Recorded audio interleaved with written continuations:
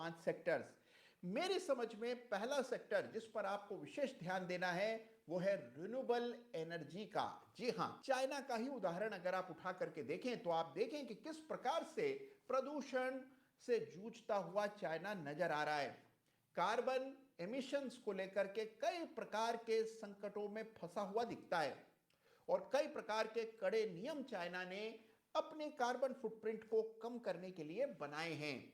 तो जाहिर सी बात है कि भारत उससे सीख लेता हुआ इस मामले में पहले से तैयारी रखेगा और लगातार हमने देखा है कि सरकार का फोकस इस ओर है। तो रिन्यूएबल एनर्जी से जुड़ी जो कंपनियां हैं इन पर आपको विशेष फोकस करना है। अब देखिए, अडानी ग्रीन को देखें, टाटा पावर को देखें या फिर SW सोलर को देखें, इन तमाम चार्ट्स पर हमने जबरदस्त तेजी हाल फिलहाल में देखी है और चार्ट काफी मजबूत है। इस सेक्टर की तमाम कंपनियों को जरूर स्टडी कीजिए, शानदार कंपनियां हैं। कुछ कंपनी के प्रमोटर्स बहुत जाने पहचाने और बहुत ही अनुभवी प्रोफेशनल्स हैं। तो इन कंपनियों को स्टडी करें और इनमें जो सबसे हाई ग्रोथ कंपनीज हैं जिनके चार्ट सबसे दमदार हैं उनकी ओर विशेष ध्यान दीजिए। दूसरा सेक्टर जिसकी ओर आपको आने वाले समय में ध्यान देना जरूरी है वो है इंफ्रास्ट्रक्चर का।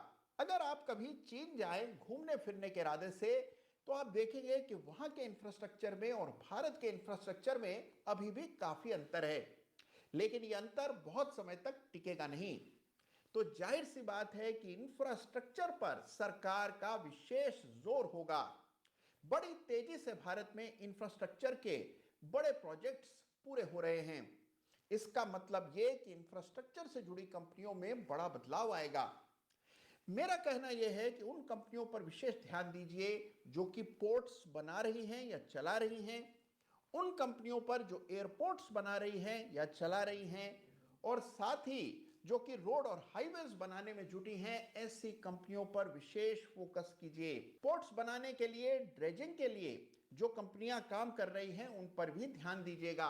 भारत में कई सारे पोर्ट्स आपको आने वाले सालों में बनते दिखेंगे और जो कंपनियां इसमें अग्रणी भूमिका निभाएंगी उनका भविष्य जाहिर सी बात है कि उज्जवल है। तो पोर्ट्स, एयरपोर्ट्स और रोडवेज से जुड़ी कंपनियों पर विशेष फोकस कीजिए। यह है सेक्टर ऑफ द फ्यूचर।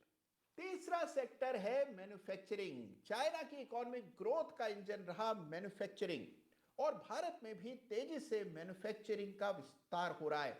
हमारे पास बहुत बड़ी लेबर फोर्स है और इतनी बड़ी जनसंख्या को काम, रोजगार देने के लिए जरूरी है कि मैन्युफैक्चरिंग सेक्टर में बड़ी प्रगति हो।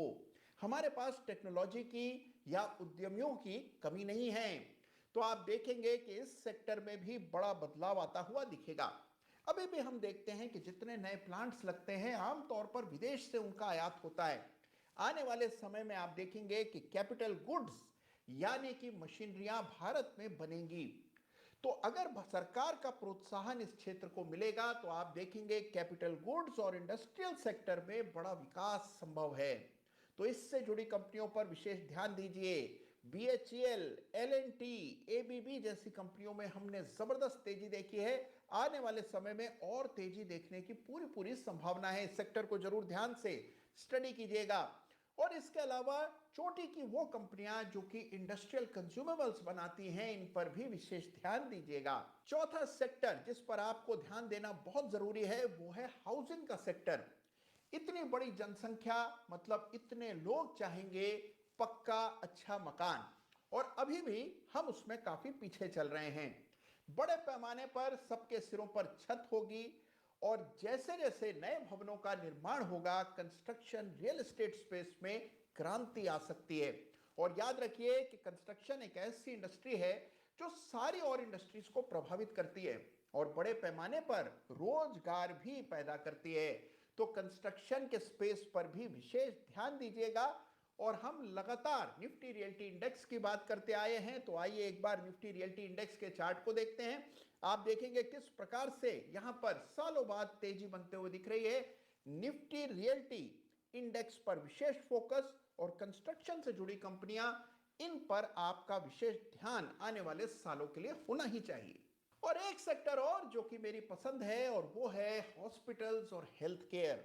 जैसे ही लोगों के हाथ में पैसा आता है, जैसे ही वो इंश्योरेंस के नेटवर्क में आते हैं, सबसे पहले वो अपने और अपने परिवार के लिए बेहतर स्वास्थ्य सुविधाएं चाहते हैं।